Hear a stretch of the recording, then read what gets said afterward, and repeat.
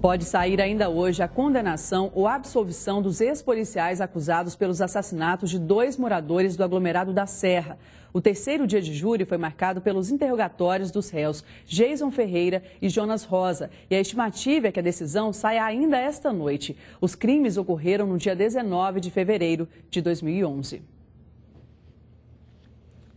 A cada 10 pessoas de Minas Gerais, uma é idosa, segundo dados da Fundação João Pinheiro. E a boa notícia da pesquisa é que a terceira idade está cada vez mais independente. Em Minas Gerais, o perfil do idoso foi divulgado na sede da Fundação João Pinheiro, na capital. A pesquisa por amostra de domicílio, feita a cada 2 anos, avalia a atual situação da população com mais de 60 anos.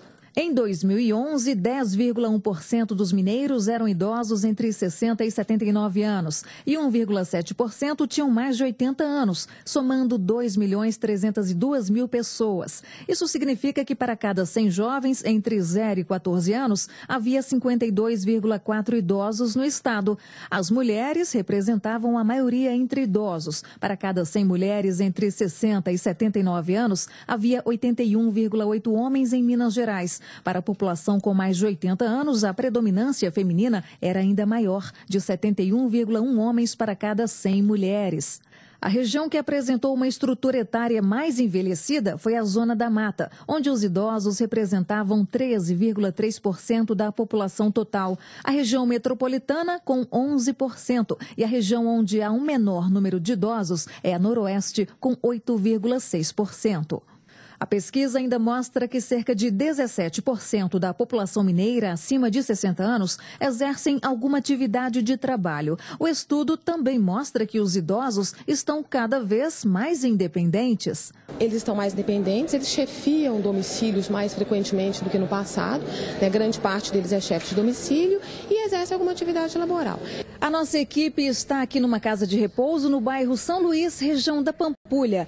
E aqui nós conhecemos o senhor Geraldo e a dona Cândida. Ambos fazem parte, se inserem no atual perfil do idoso mineiro.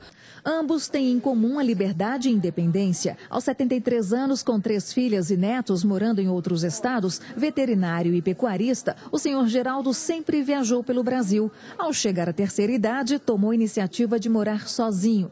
Já Cândida tem 76 anos, muitos deles dedicados à profissão de bióloga. Chegou a morar com os 2 filhos e netos, mas optou por morar com outras pessoas da mesma faixa etária.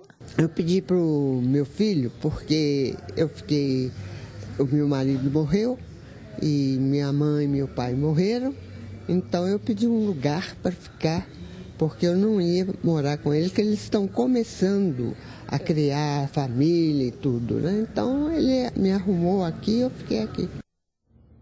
Uma mãe é suspeita de tatuar o filho de 1 ano e 8 meses e ainda apagar o desenho com um removedor de tinta. Quem tem mais detalhes dessa história absurda é o Fabiano Frade, direto da Band News FM. Boa noite, Fabiano. Como foi isso, Fabiano? Boa noite, Monique. O caso foi descoberto pela avó do garoto. Ela percebeu algumas manchas diferentes na criança e perguntou para a mãe. A mãe não confirmou, mas, de acordo com investigações, ela teria usado esse produto exatamente para esconder essa tatuagem. A criança foi levada para uma unidade de atendimento em Betim, na região metropolitana, onde permanece em estado estável, mas ainda em observação.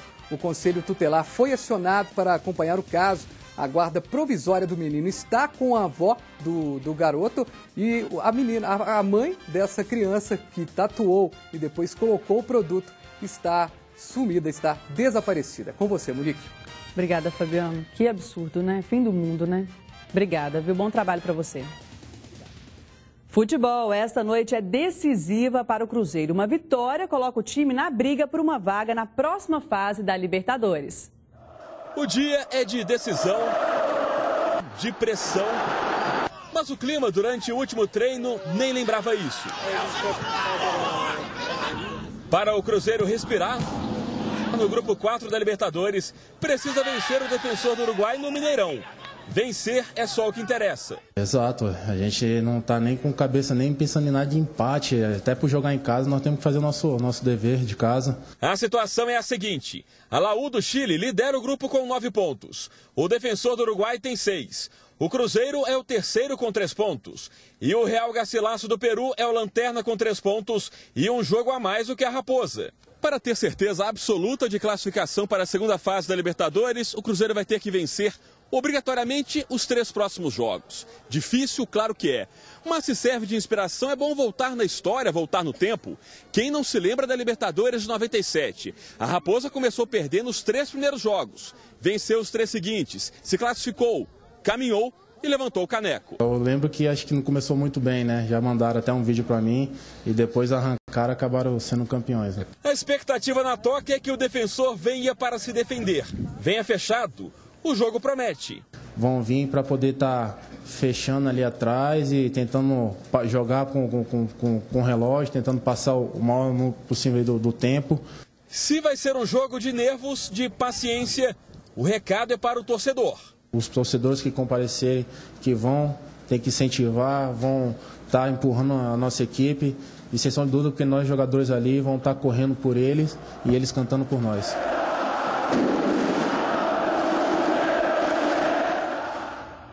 E depois de ficar só no empate com o Nacional do Paraguai no Independência, o técnico do Atlético, Paulo Autuori, falou sobre o resultado do jogo. As dificuldades sempre vão existir, e você tem que estar pronto para superá-las. Né? Hoje não conseguimos, o adversário conseguiu um gol, com todo o mérito, da maneira como foi cobrado. Depois fechou muito bem, marcou muito bem, teve superioridade em muitas bolas no meio-campo. Né? Esse foi o grande problema. Mas as dificuldades são da Libertadores, como são de todas as competições. O importante para nós é classificarmos e entrar na fase de mata-mata, e isso está encaminhado. A cobrança é normal, cara, vai sempre existir, cara, não dá para você encanar com isso. Que agonia do autor, hein? Boa noite, Everton Guimarães. Boa noite, Monique. Tem alguma explicação aí para essa coceira toda dele? Ele se coçou muito, ele se apertou, ele se enforcou. Não é? Isso é nervosismo. Eu entendo que ele já não sabe mais o que responder. Não estou dizendo que ele não saiba o que fazer. Ele pode estar tentando. Embora eu considere que ontem ele tenha errado. Principalmente num jogo em que o Nacional marcava com 10 homens no campo de defesa. E ele colocou o Berola no lugar do Fernandinho. Está errado. Falta articulação, falta movimentação, era jogo para o Guilherme. Acho que ele viu que tinha errado e se apertou e se coçou tanto. O corpo fala demais. Fala. E por ser uma referência, e o Ronaldinho Gaúcho, o que aconteceu? Bom, falta bola. Né? Mas não falta festa, mas falta bola. O Ronaldinho está devendo, Monique. Mas o Ronaldinho depende muito de outros setores do time que também não estão funcionando.